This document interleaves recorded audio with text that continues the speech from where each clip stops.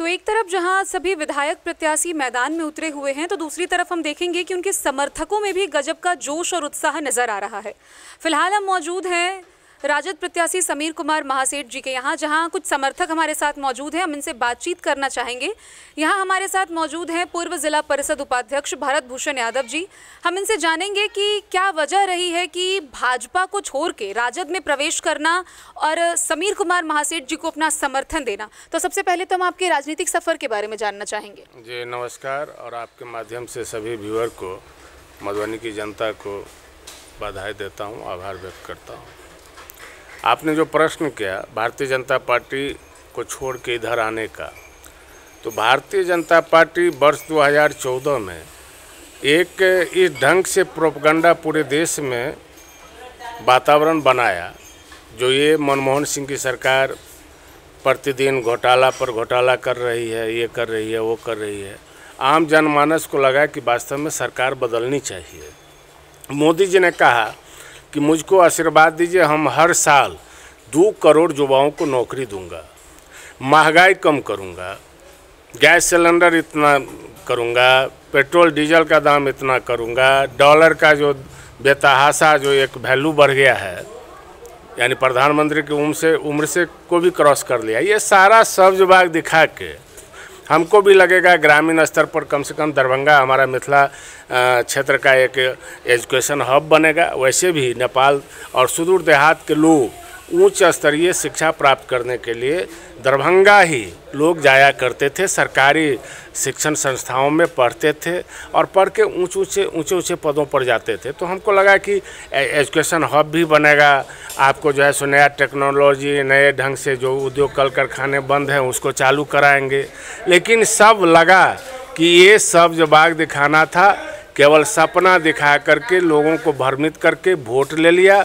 और अभी क्या स्थिति बन गई, कुछ दिनों के बाद मेरा भ्रम टूटा जब अमित शाह जी से पूछा, जो ये प्रधानमंत्री जी ने कहा कि 2 करोड़ युवाओं को हर साल नौकरी देंगे, ये देंगे, वो करेंगे, तो ये क्या, तो ये चुनावी जुमला है। तो हम लोगों को होश में आया कि नहीं, ये मोदी जो है इस हम लोगों को ऐसा सब्ज बाग दिखा करके हम लोगों का वोट कलेक्ट कर लिया, देश का प्रधानमंत्री बन गया और टोल में नफरत का आव-हवा पैदा कर दिया। महंगाई इतनी बढ़ गई, ना किसी को नौकरी दे रहे हैं, आरक्षण समाप्त कर लिया, हर घर में MA BA पढ़ लिया, सब बेरोजगार है। तो बहुत ऐसे कारण हुए कि हमको भारतीय जनता पार्टी को त्याग के हमको इधर आना पड़ा। और भी बहुत सारी पार्टियां हैं, फिर राजद ही क्यों? राजद को इसलिए जो बहुसंख्यक जो समाज है, अब जिस तरह से महात्मा ज्योति बाबा फूले का जो एक विचारधारा, क्योंकि इधर के लोगों को न पढ़ने का अधिकार था, न संपत्ति रखने का अधिकार था, और वही कारण है कि आपको आर्थिक असमानता दिख रहा होगा गांव में भी शहरों में भी। जो मेहनत कश है वो अभी भी पीढ़ी दर पीढ़ी गरीब ही है। पढ़ाई लिखाई में भी जो बौद्धिक रूप से जो एक समान भाव होना चाहिए, उसमें भी बहुत आपको अंतर दिख रहा होगा। तो पढ़ने का भी अधिकार नहीं था, संपत्ति रखने का भी अधिकार नहीं था। तो उस धारा जो महात्मा ज्योति बाबा फूले जिस विचारधारा की शुरुआत किया, बाबा साहब अम्बेडकर, जननायक कर्पूरी ठाकुर, शहीद जगदेव बाबू, लालू प्रसाद जी, तो उस विचारधारा का अभी वर्तमान में यही तेजस्वी प्रसाद प्रतिनिधित्व कर रहे हैं।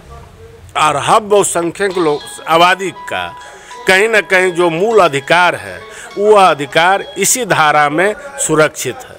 आपको क्या लगता है मधुबनी में कौन सी ऐसी चुनौतियां हैं जिनसे निपटना सबसे ज़्यादा ज़रूरी है? देखिए, मधुबनी में तो एक हमारा ऐतिहासिक स्टेडियम था जो आपका जर्जर स्थिति में चला गया, तो उसको हमारे माननीय समीर महासेठ जी ने विधानसभा में क्वेश्चन करके विभागीय सचिव पर प्रेशर बना करके इनके अथक प्रयास से आज उसको स्वीकृति मद में राशि भी अलॉट किया गया और काम भी कहीं कहीं प्रारंभ हो गया है। मधुबनी शहर की आम समस्या आपको जाम को लेकर के, क्योंकि आबादी भी बढ़ गई है, और समीर महासेठ जी का एक व्यापक दृष्टिकोण इस रूप में खास तौर पर आप धरातल पर देखिए, जो रिंग रोड हमारे पंडौल से रामपट्टी, वह सड़क देखिएगा, उस समय में PWD मिनिस्टर आपको तेजस्वी प्रसाद जी थे और उन्हीं के समय में इन्होंने स्वीकृत करवाया। आज हवाई पट्टी की तरह उस सड़क दिख रही है। आपको कनकपुर से लेके इधर जगतपुर तक वह भी रिंग रोड आपको स्वीकृति करवाया। बस स्टैंड आपका ये रामपट्टी हेचरी निधि चौक के लिए भी प्रस्तावित था, तो फिर ये करवाया। निधि चौक से रेलवे स्टेशन तक डबल लेन की सड़क, आपको गंगा सागर पोखर भिंडा पर चिल्ड्रंस पार्क, ये बहुत ऐसे चीज़ हमारे पंडौल में 3 फैक्ट्रियां इनके उद्योग मंत्री काल में 17 महीना का तो कार्यकाल ही था, बावजूद इन्होंने 3 फैक्ट्रियां अपने निर्वाचन क्षेत्र पंडौल में खुलवाने का काम किया। कुछ दिन और रह जाते तो मधुबनी का जो औद्योगिक रूप से जो पतन हो चुका था वो विस्तृत रूप लेता और पूरे देश दुनिया में मधुबनी की एक प्रतिष्ठा बढ़ती, रोजगार का सृजन होता। तो ये हमारे साथ मौजूद थे भारत भूषण यादव जी, जिनका कहना है कि 17 महीने उद्योग मंत्री के पद पर और इससे पूर्व भी विधायक रह चुके मधुबनी विधानसभा क्षेत्र से राजद प्रत्याशी समीर कुमार महासेठ, वह अगर कुछ और दिन सत्ता में रहते, कुछ और दिन विधायक पद पे रहते तो मधुबनी का कायाकल्प शायद थोड़ा और बेहतर होता। आप प्रवक्ता हैं राष्ट्रीय जनता दल के, आप बताइए कि मधुबनी को अभी और किन चुनौतियों का सामना करना बाकी है जहां बहुत ज़रूरी है कि ये चीज़ें सही की जाए? देखिए, सबसे पहली जो समस्या रहा है मधुबनी में सड़क जाम का, जिस पर लगातार हमारे जो माननीय विधायक हैं, पूर्व मंत्री हैं माननीय समीर कुमार महासेठ जी, लगातार प्रयास किए कि जाम की स्थिति को हम ठीक करें। निधि चौक से रेलवे स्टेशन तक जो सड़क चौड़ीकरण का काम आपको शुरू हुआ, बीच में वन विभाग और सड़क के मामला में जो FIR हुआ, जिसके कारण काम पेंडिंग पड़ा, लेकिन पुनः चालू हुआ। स्टेडियम की स्थिति जर्जर था, उसको ठीक किया गया। सड़क शहर में पानी की जो समस्या थी उस पर भी विधायक जी के द्वारा काम किया गया और ख़ासकर आपको पानी निकासी के लिए जो नाला का निर्माण था, व्यापक स्तर पर अगर कहीं बिहार में अगर बात किया जाए तो मधुबनी में व्यापक स्तर पर नाला का निर्माण काम हो रहा है। हाँ, कुछ त्रुटि है उसमें जो लेट हुई है, जो सरकार की दिशा निर्देश के कारण, गलती के कारण लेट हुई है, लेकिन उसमें भी आपको काम चल रहा है।